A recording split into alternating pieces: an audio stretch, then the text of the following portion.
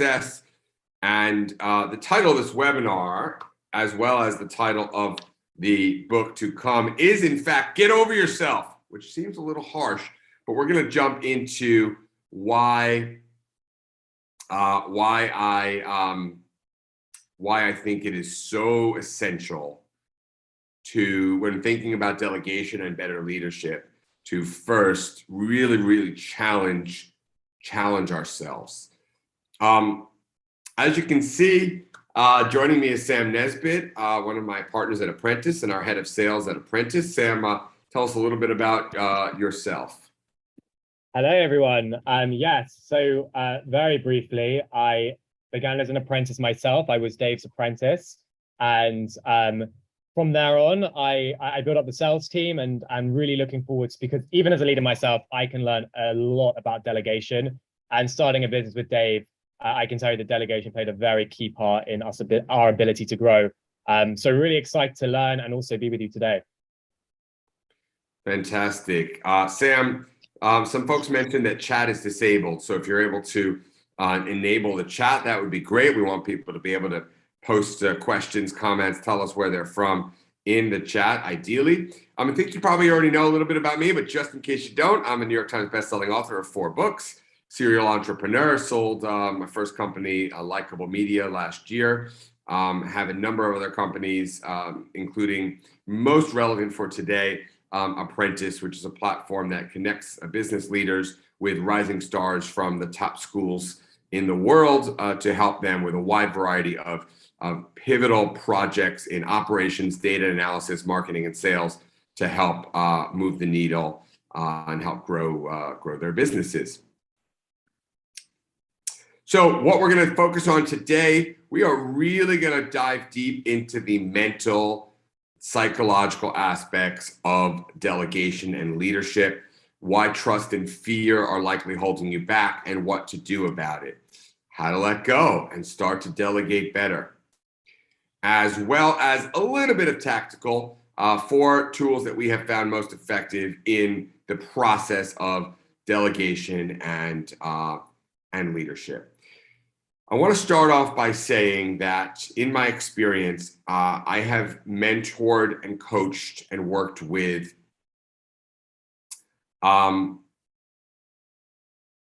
hundreds, if not thousands, of business owners and entrepreneurs. And the reason I wrote this book, or I'm writing this book, is that I think the number one thing that keeps people from becoming great leaders is the ability to delegate well. And what I have seen time and time again is one of 2 problems. Either folks are afraid to delegate and they end up doing everything themselves, and they find the glory, they think there's glory in doing everything on their own. Or they delegate, but they micromanage the heck out of the process, and they are in people's faces, and they are constantly questioning the folks that they are overseeing, and that level of delegation simply doesn't work. The other thing I've seen is that many folks, and I'll say myself included, are not as self-critical as we need to be. We struggle sometimes with locus of control. We believe that it's the fault of the people that are working for us. They're incompetent. They're not the right people. Bad luck. Things just haven't worked out. When in reality, if we look hard at the situation, chances are what is keeping us from becoming better delegators is not the people that are working for us. It's us. We are the problem. It's our mindset. We are stuck in a certain way of thinking. We are not as good delegators as we can be. And it's either fear or distrust that's holding us back, but one or both of those issues are holding us back. The good news is you are not just the problem. We are not just the problem. We are also the solution. And we're going to talk about that. So their help is on the way. How are you the problem? How are we, in fact, the problem that's keeping us from becoming better delegators? Well, issues in business and coaching almost always come back to mindset. Entrepreneurs and business leaders are dealing with issues around control. We fear losing control, fear, failure, things not getting done right, trust or distrust in this case, not trusting that the team that we've assembled is going to do the job, and perfectionism. Things need to be perfect or we can't move on. And these mindset issues around control, fear, trust, and perfectionism, they influence every single aspect of the work that we do. They hold us back. They hold us back. By the way, thanks for, it sounds like the chat is working now, so glad about that, and great to see everyone. Thanks for chiming in, Corinne and Paul and Randy and Tina. Great to have you guys, Geetha, David. Great to have all of you guys here today.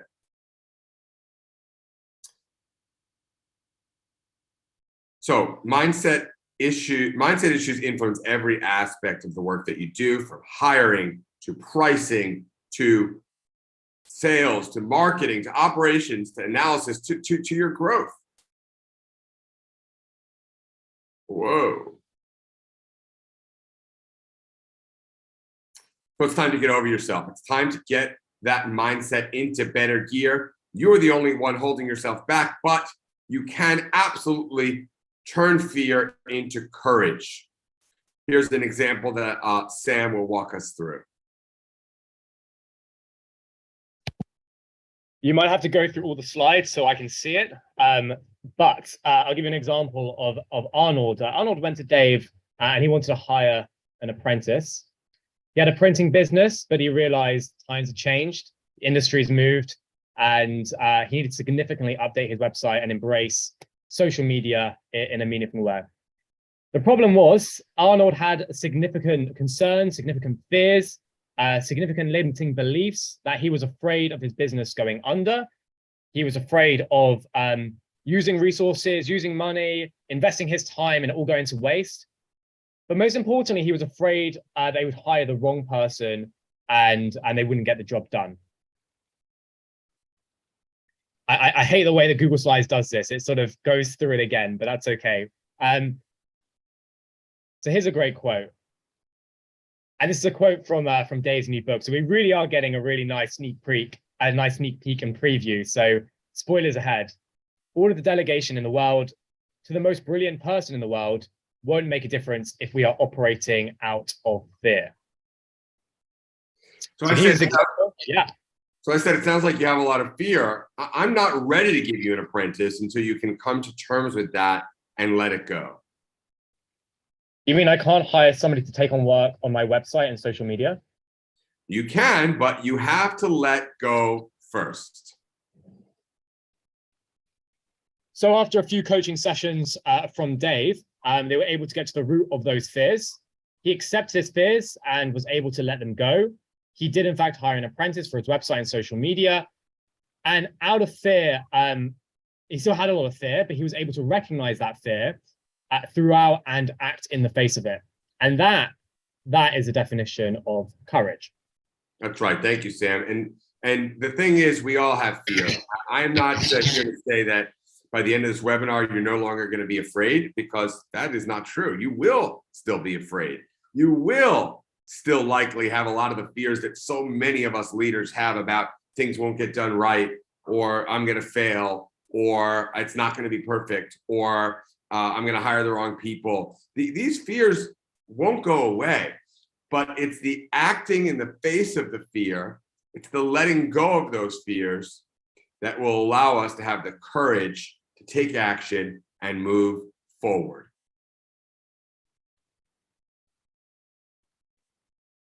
And 9 months later, with the help of the apprentice team, Arnold was able to transform his business from a printing business, very old school, to a marketing firm, and really take his business into this new generation that we're in.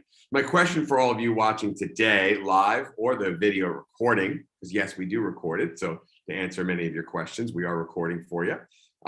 If you were more courageous, what could you get done with the help of others? If you had courage to delegate, to take those chances in the face of your fears, what more could you get done with the help of others?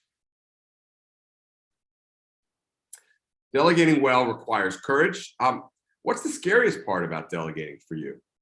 Like I said, for some, it's fear of failure. For others, it's fear of not doing it perfectly. For others, it's still fear of losing clients. Is it knowing that perhaps high stakes tasks might not go your way? Is it putting the success of your business and your team in somebody else's hands? Could be something else. But no matter what, let's recognize together that the art of delegation requires real, bona fide courage. Feel the fear and have courage and do it anyway.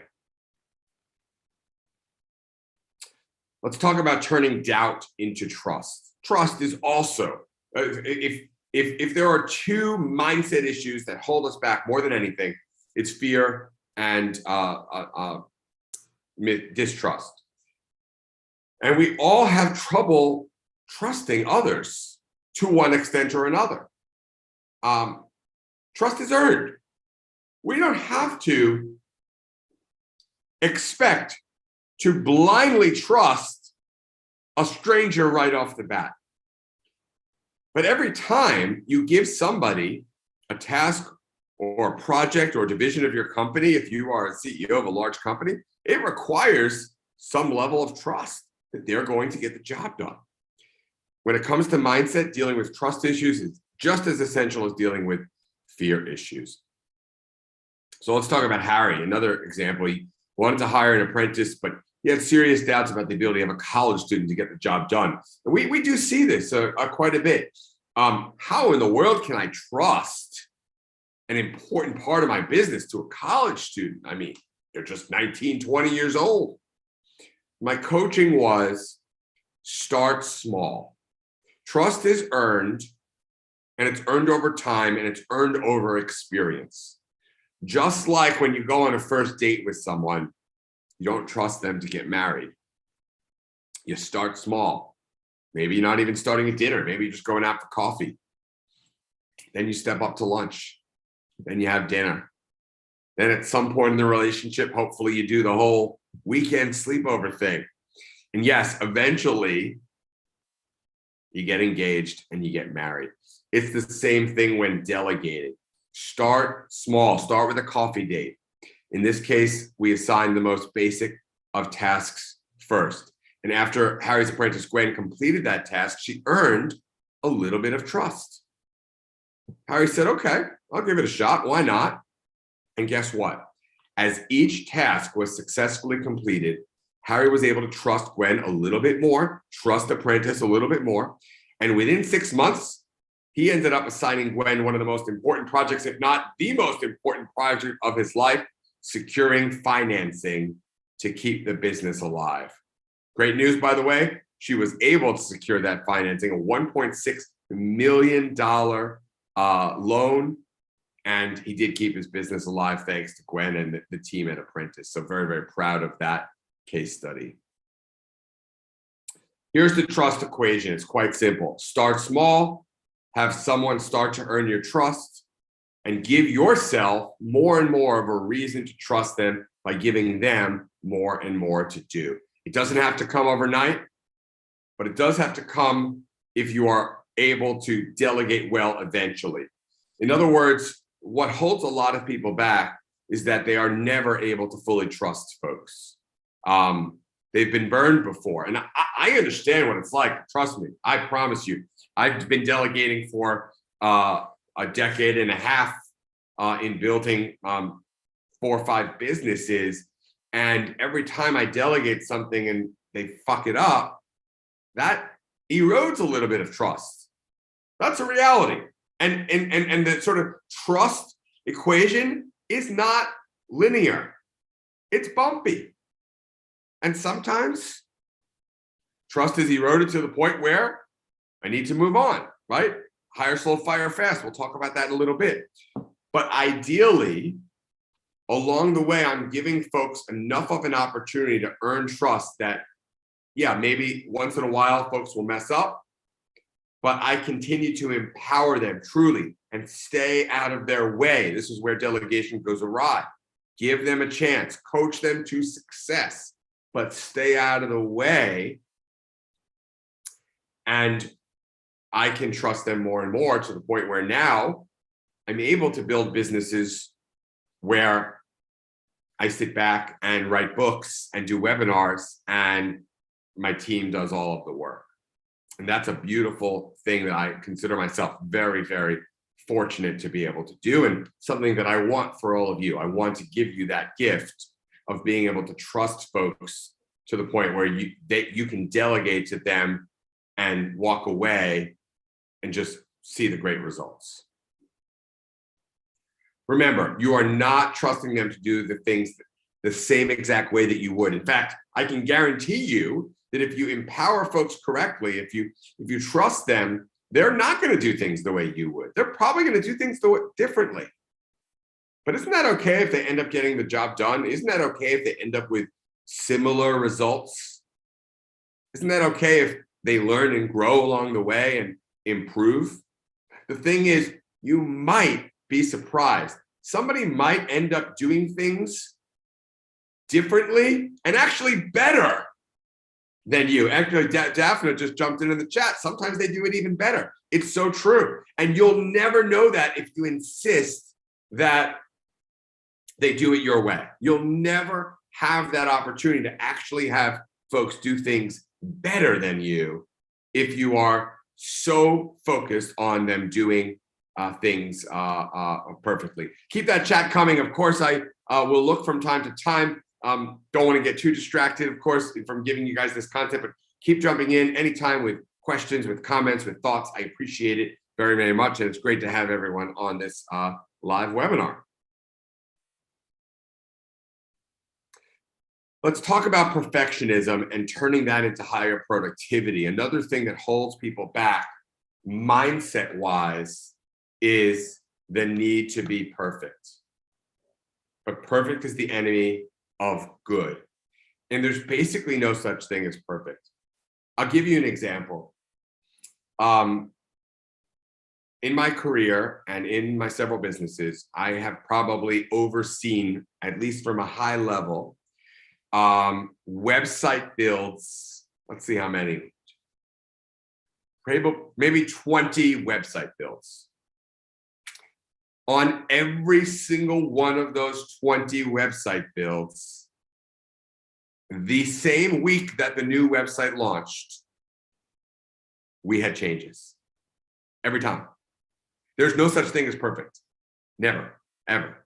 There's shipping and being ready to ship stuff, whether it's a website or a product or a marketing campaign. And then there's iteration and improvement. And if we have this mindset that things need to be perfect, we're in our own way. We can't move on. We have to be able to ship, get feedback, iterate, improve. Ship, get feedback, iterate, improve. That's how life works. Not I'm going to build the perfect X, and finally when I get it done, we can ship it. It's just I think you'll find, I know clients I've worked with over the years have found that mindset in the long run is very paralyzing. Perfect is often the enemy of good. I get that many folks want to get things done perfectly, but so often in the quest for perfection, we lose the most precious asset that we have, time. We're so busy making it perfect that we don't ship it. I have an example from just the last couple of weeks, that a landing page that I just wish we had done sooner, but we were focused too much on getting it perfect. It's okay. We move on, we learn from our mistakes, and we keep on going. So the MVP, you probably heard of this, made famous by Eric Ries in Lean Startup, is the minimum viable product. It's the idea that shipping something is always better than nothing. And we ship something, that MVP, we can then get feedback. We can go to market, not with a perfect version of our product, but with the most basic version possible. And then our customers, our users will give us the necessary feedback to make the product better. Here's another example about Samantha. She's an entrepreneur that I've mentored that's building a watch business. She built a watch prototype. She had so much passion and so much precision, but had some control issues and had some perfectionistic issues. And she insisted that every aspect of the watch be flawless and stunning, and that she oversaw personally every aspect of the process herself. And there's some glory in that.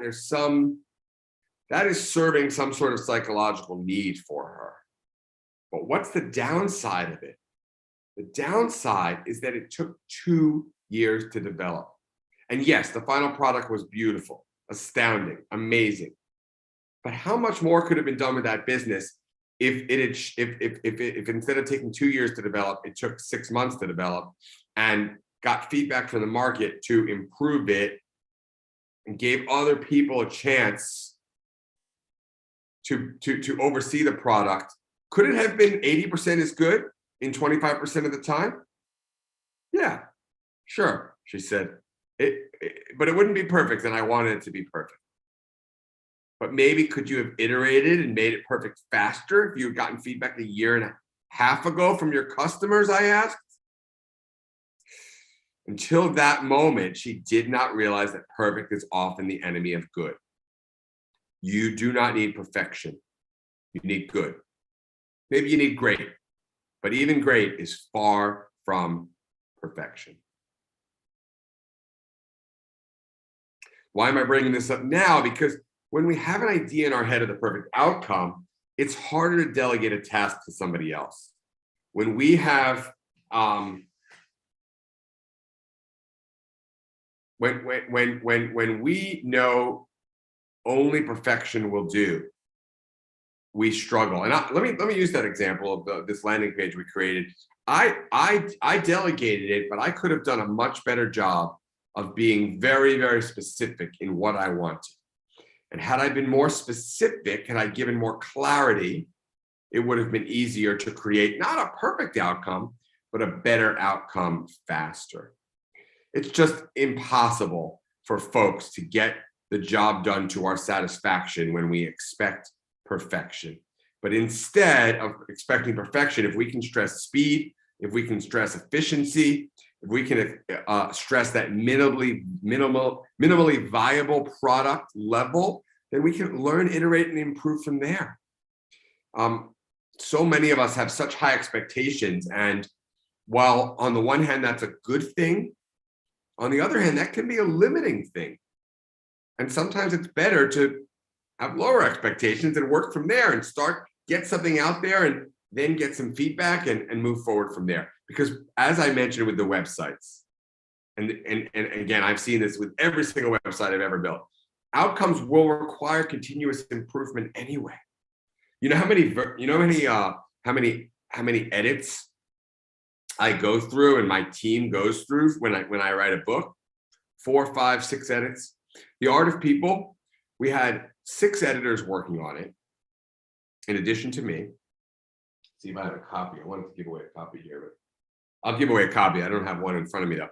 We had 6 edits, and then the book was published, and I got a note from someone the first week that there was a typo on page 1. Page 1. Okay. What are you gonna do? The second printing, we fixed the typo. But my point is there's always going to be continuous improvement. So we can strive for perfection, but we're only going to be disappointed. There's really no such thing as perfection. There's only continuous improvement. Okay, let's jump into the model that I will be debuting in the Get Over Yourself book. It is called The Share Model for all leaders and entrepreneurs, but really anyone that leads a team of any kind, anyone that leads A company, anyone that leads an organization can tap into this model. It's very straightforward. There are 3 things that a good leader should do, and 3 things alone. And everything in these 3 categories is okay to do.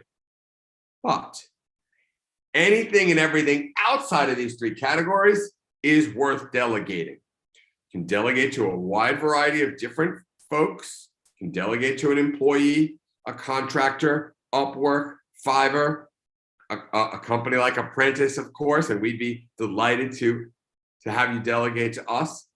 But the point is, if it's not in these 3 things, it's worth delegating. So what are the 3 things? 1, set the strategy and vision for the company or team overall. What are the big, hairy, audacious goals? What is the big overarching vision that everyone should know at all times? This is not the how. This is the why. This is the big picture what. It is, quite importantly, not the how. H stands for hire the right people for the right seats. It is your job to bring in the right people. And even doing that often requires some mindset issues. Of many entrepreneurs that I've coached, this idea of hiring great people is very, very scary because you got to pay them, right?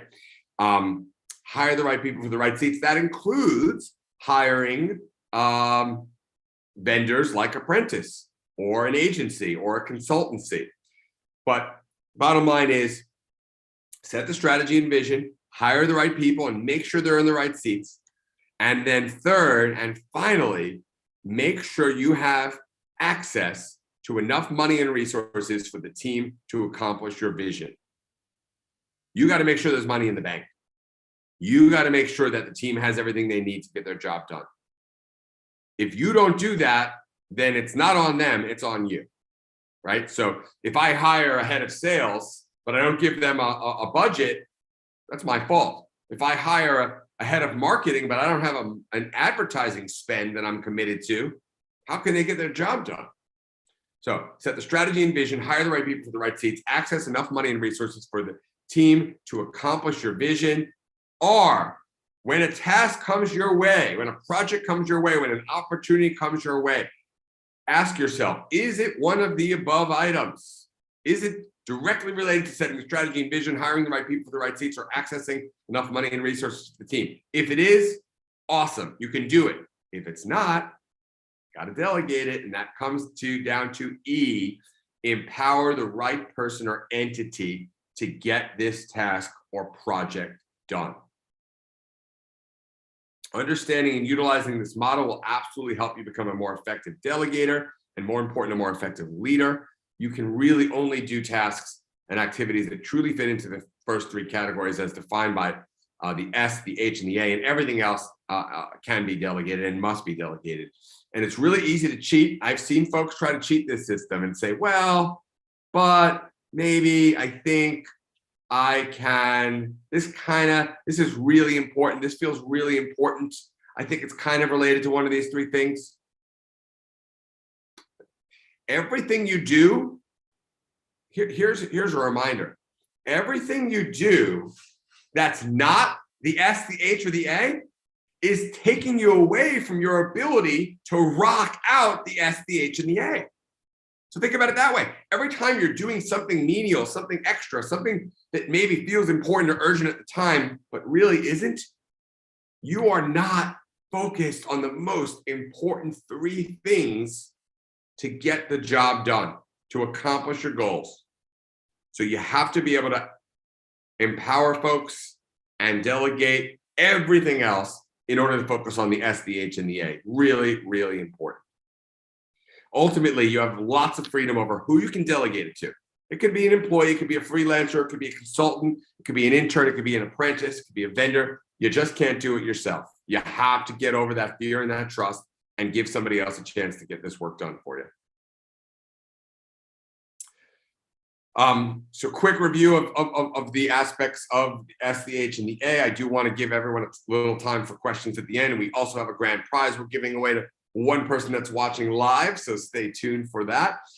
Setting the strategy and vision, that's the most important thing that a leader does, whether you are a company of 1 or a company of 10,000, a team of 10 or a team of 100. You've got to set the strategy and vision with the key stakeholders on your team or business, very high level, not the details, not how to get the job done, but the high level strategy and vision. 2 is hiring the right people for the right seats. Great leaders bring in the right people to fill in the right seats. Ideally, people that are super, super smart, maybe even smarter than you.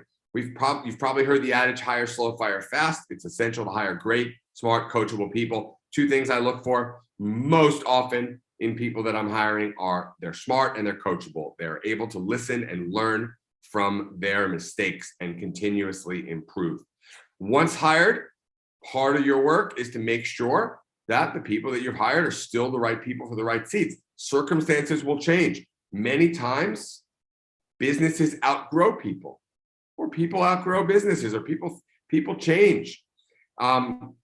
It's that regular evaluation. I would say at least every quarter, or absolute worst case scenario, twice a year, doing that inventory of the people on your team, making sure A, they're still the right people, and B, they're still in the right seats as perhaps circumstances have changed on your team and business. And finally, none of this means anything if you don't have enough money or resources to get the job done. So yeah, the greatest team in the world with the best strategy in the world will still fail if they don't have the capital or resources to get the job done. So it's your job to either secure a credit line, raise venture capital funds, advocate to your boss for a bigger budget if you have, if you work in corporate. But bottom line is, it's your job as a leader to make sure that you and your team have the money and the resources to get the job done.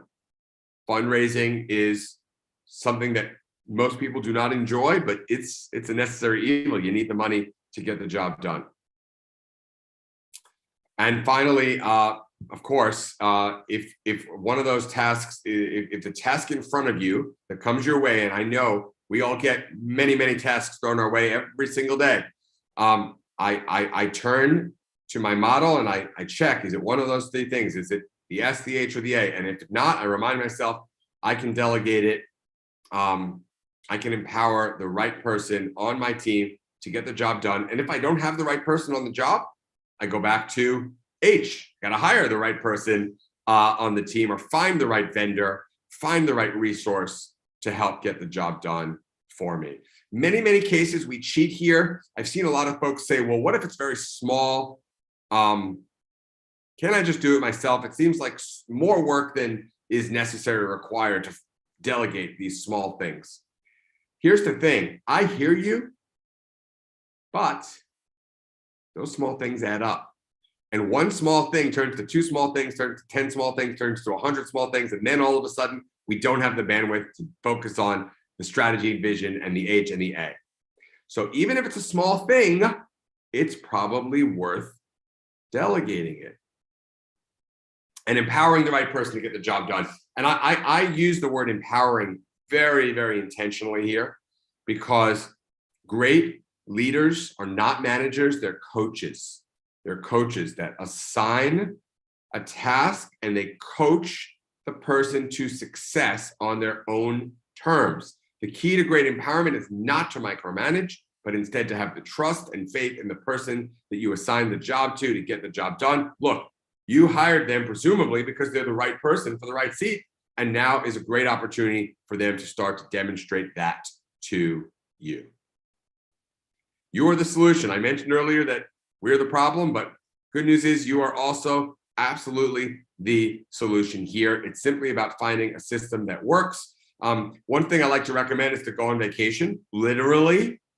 Jordan is an example. He was forced to delegate in order to go on a vacation that he actually had. He had some marriage challenges. So his wife basically said, "We're going on vacation. You got to leave this business. You've been attached to this business for 3 years, and we're going on vacation, or I'm leaving you." And so he went on a vacation, and guess what? He was really anxious at times throughout the vacation, but he was able to stay off his phone. He learned to trust his team. And the amazing thing is, by trusting and empowering his employees, they did a great job. They did a great job. They delivered for him. And he realized, wow, And by the way, you don't have to go on vacation to actually go on vacation. Just take a week to get into, do some mindfulness work, write a book, focus on your family. So many ways to take a vacation to give your team a chance to get the job done. How would you manage and lead differently if you were on a vacation? And how can you act as if without actually taking one? Or maybe you do take one.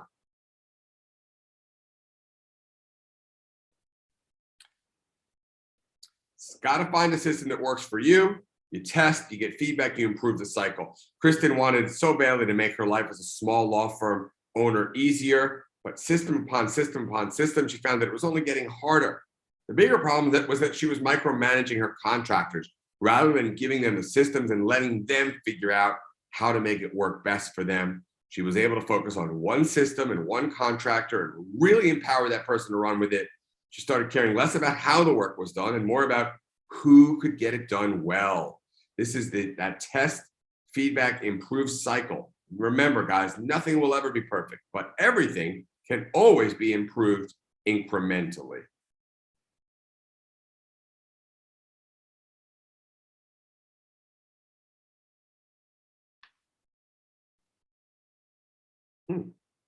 Okay. How to make yourself a better delegator. Find a system that works for you, test systems one at a time, and find the comfort level there. It's less about the perfect system, really, and more, and this is why I spent so much time on it today, more about building a better mindset and a decent system. There's lots of different systems. Sam will walk you through them in a moment. But the bigger thing than the system, folks, again, they want to turn to, well, if I only had the system, but the mindset has to come first. So once you have the mindset in shape, grab a system of choice that you feel like it's going to work for you, test, feedback, improve the cycle, iterate quickly. Feedback is your friend, not your enemy. It will help you improve. And when testing out systems, you can always leverage free trials here. Sam, walk us through 4 of the main tools that we recommend with apprentices when working with clients. There you go. We've got these 4 tools that I've used these all before, and I know a lot of leaders and businesses and contractors that have used this too. We've got Asana, which is very good in terms of customization. It's very feature packed. It's also quite affordable, especially compared to many of the other tools available. It is a tough learning curve and it is quite time consuming.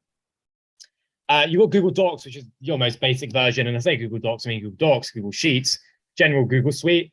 And I'm not going to lie, I think many people will just end up falling into the category of just using Excel or using Word or using Docs, as it is a lot easier to use. It's free to use. There's basically no learning curve involved. You can get started right away.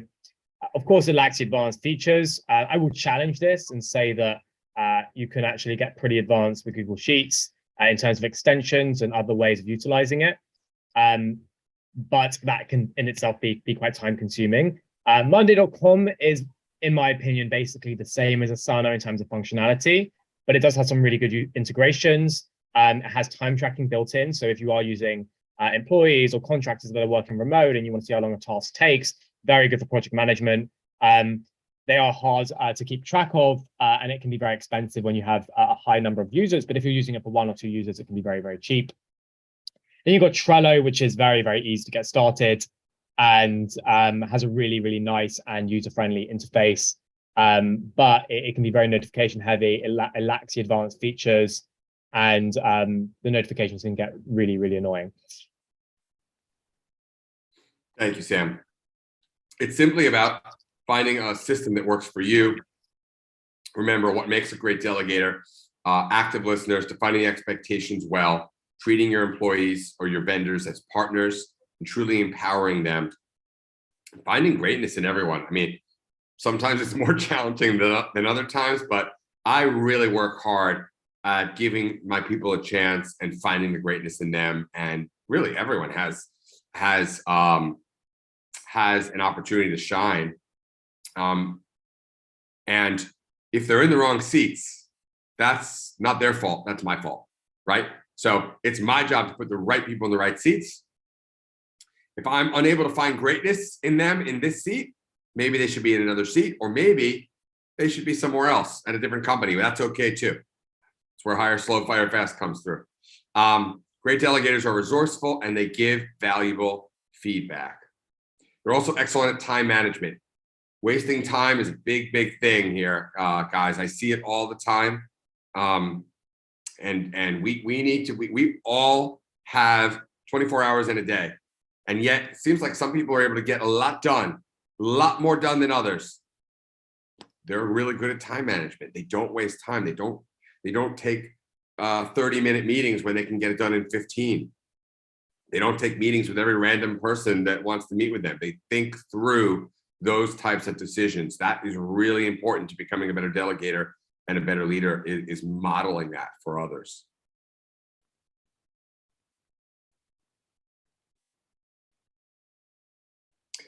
Some challenges that you will likely face in implementing all of this. I can give you all of this, but in my experience, I attend a webinar or a conference and I get really excited about things, and then I try to implement everything, and all of a sudden it's like, well, shit, this is hard. This is much harder than I expected. So let's anticipate some challenges that likely lie ahead. So in the case that you have a boss or an investor, you've got to work on managing up with them, because they chances are they might micromanage you to gain control of the whole process. And if they struggle with delegation, that can be very challenging for you to implement. Of course, the most common challenges in a delegation are from below, the folks that you are working with. If they're used to being micromanaged, freedom can actually be very challenging for folks. So it's really important to share lots and lots of positivity and praise along the way,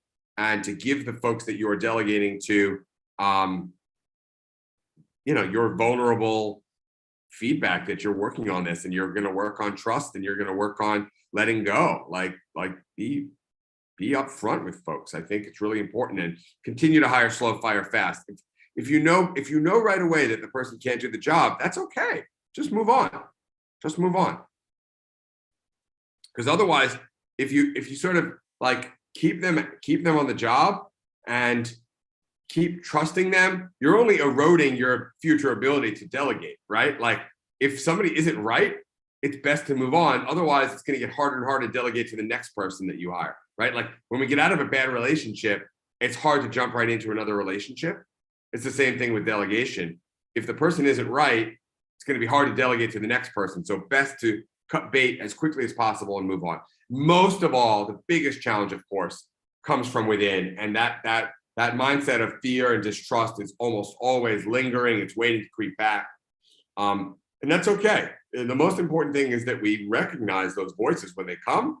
We can recognize it, we can hear it, we can label it, and then we can let it go, versus letting those fears and distrust and resentment build and grow within us.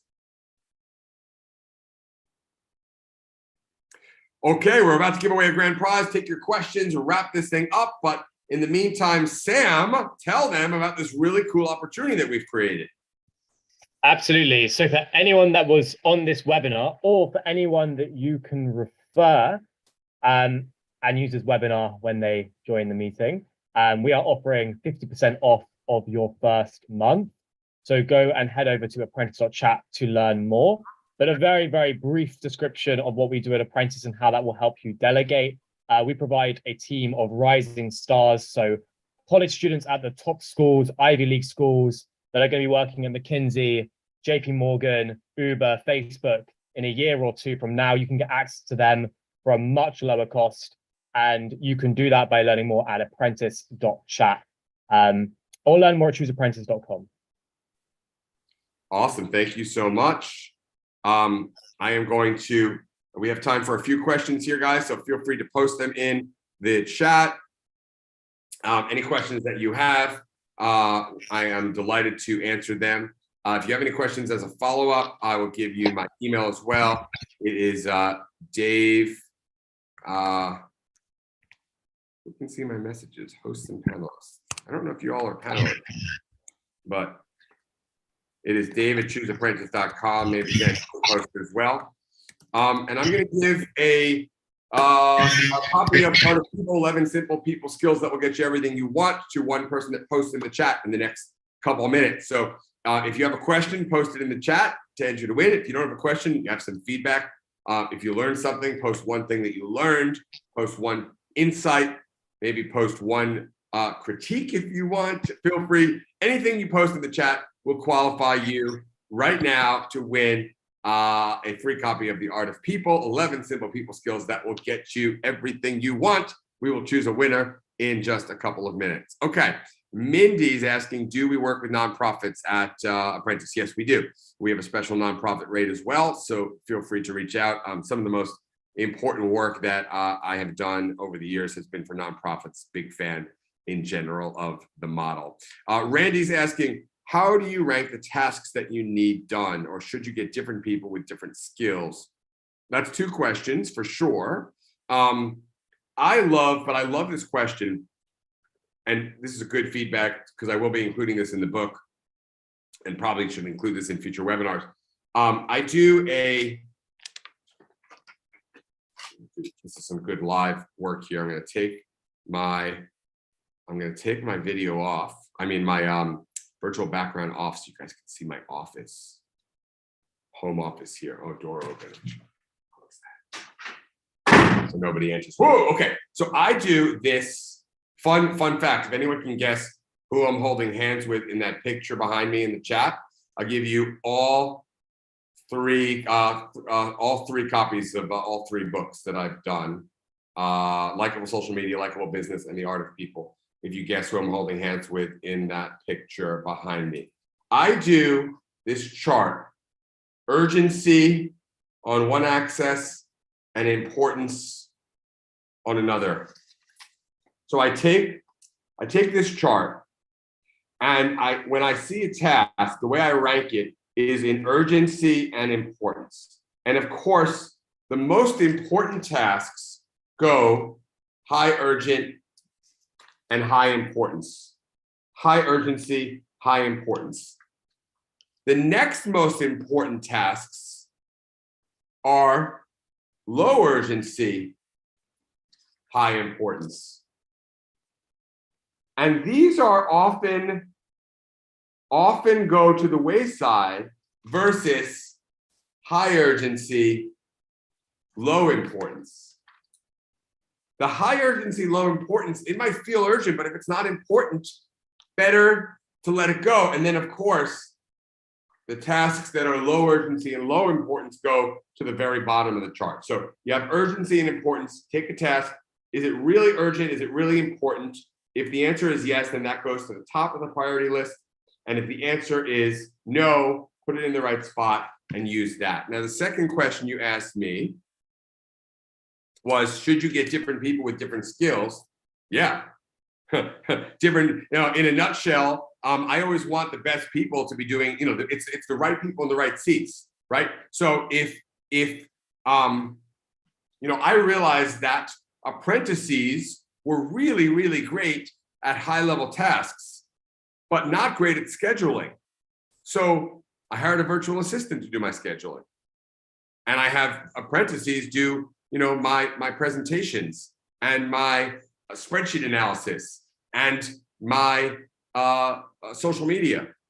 But I realized that it wasn't the apprentices weren't the right skill set to do my admin and my scheduling. So I hired a virtual assistant for that, right? So it's all about finding the right people with the right skills to do the tasks. Corinne asks, how do you go about accountability with letting go? Yeah, I mean, it's really a great question. I have a really wonderful peer group at an entrepreneurs organization.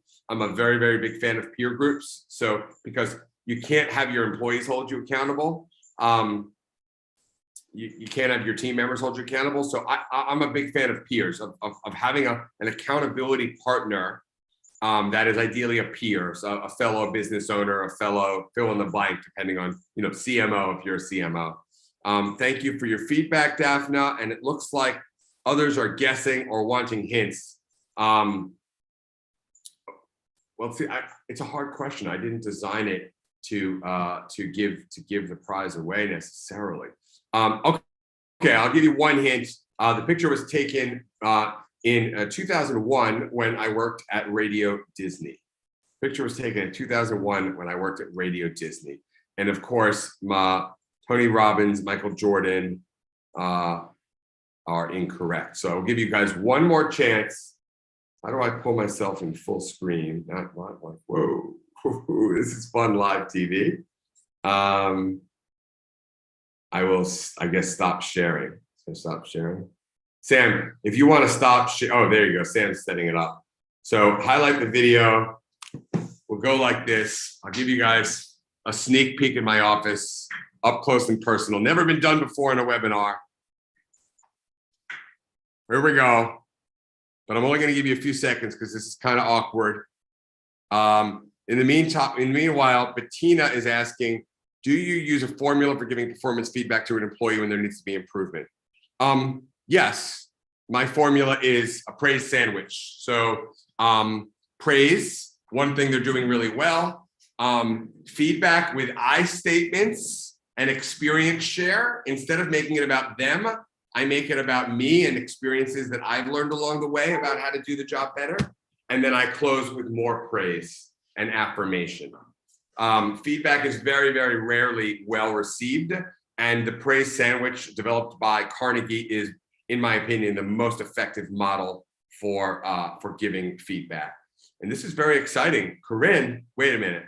I didn't say how many guesses you all could get. I mean, people having multiple guesses feels a little unfair, if you ask me. I'll tell you what, I'm going to give you guys, somebody has said the correct answer. So I will tell you guys in a moment here. Before I reveal the grand prize, and well, two prizes, I guess. We have the picture prize and we have the comment and chat prize. But first, Sam, one more reminder. What's that link for folks to go to? Can you post that link in the chat for everyone and mention that link for folks to get 50% off Apprentice, please? Yes, I can. It is apprentice.chat.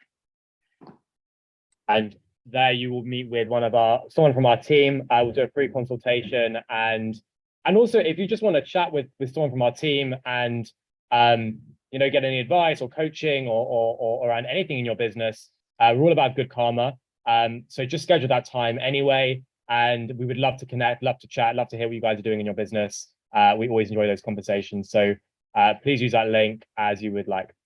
Sam, I'm going to choose a number, and I want you to start and count down that number in terms of the comments, starting with when I opened it up at the end for comments for our grand prize. And the winner of the book is going to be the fourth comment that you see counting down. I chose the number randomly 4 without looking. So give us a winner of the Art of People, please. Going downwards? Down from the top. From the top when I said, at the end, open to feedback. So.